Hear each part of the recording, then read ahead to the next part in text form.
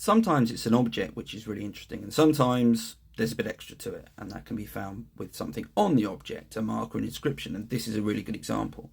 So this is from Richborough Roman Fort. This is when I visited it and went to the museum there, which is a small museum but full of really interesting stuff.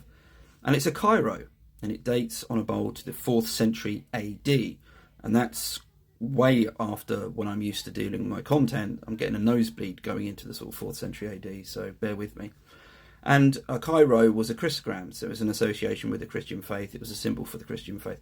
But it could also be, in a military context, a vexillum, which was sort of a military standard, and that was under the Roman Emperor Constantine, who was a Christian emperor.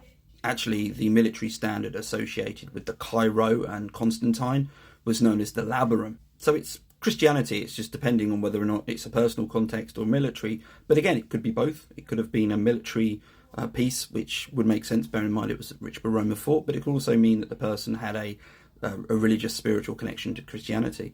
In either case, I always find these kind of things really interesting, and they're always worth looking out for.